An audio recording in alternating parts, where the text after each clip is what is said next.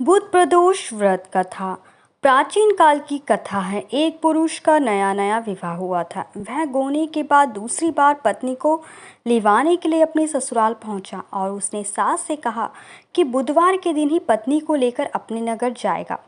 उस पुरुष के सास ससुर ने साले सालियों ने उसको समझाया कि बुधवार को पत्नी को विदा कराकर ले जाना शुभ नहीं है, लेकिन वह पुरुष अपनी जिद से टस से मस नहीं हुआ। विवश होकर सास ससुर को अपने जमाता और पुत्री को भारी मन से विदा करना पड़ा। पति पत्नी बैलगाड़ी में चले जा रहे थे। एक नगर के बाहर निकलते ही पत्नी को प्यास लगी।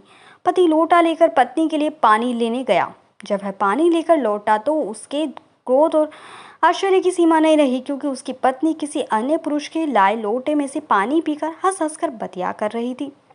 क्रोध में आग बबूला होकर वह उस आदमी से झगड़ा करने लगा, मगर यह देखकर आश्चर्य की सीमा ना रही कि उस पुरुष की शक्ल उस आदमी से हूबहू मिलती थी। हम शक्ल आदमियों को झगड़ते हुए जब काफी देर हो गई तो वहां आने जाने वालों की भीड़ एकत्रित हो गई। सिपाही भी आ गया। सिपाही ने स्त्री से पूछा कि इन दोनों में से कौन सा आदमी तेरा पति है, तो वह बेचारी असमंजस में पड़ गई, क्योंकि दोनों की शक्ल एक दूसरे से बिल्कुल मिलती थी। बीच राह में अपनी पत्नी को इस तरह लूटा देखकर उस पुरुष की आंख भर आई। वह शंकर भगवान से प्रार्थना करने लगा कि हे भगवान, आप मेरी पत्नी की रक्षा करो। मुझसे बड़ी भूल हुई जो मैं बुधवार को पत्नी को विदा कर लाया। भविष्य में ऐसा अपराध कदापि नहीं करूंगा। कि उसकी वह प्रार्थना जैसे ही पूरी हुई कि दूसरा पुरुष अंतर्ध्यान हो गया और वह पुरुष सकुशल अपनी पत्नी के साथ अपने घर पहुंचा।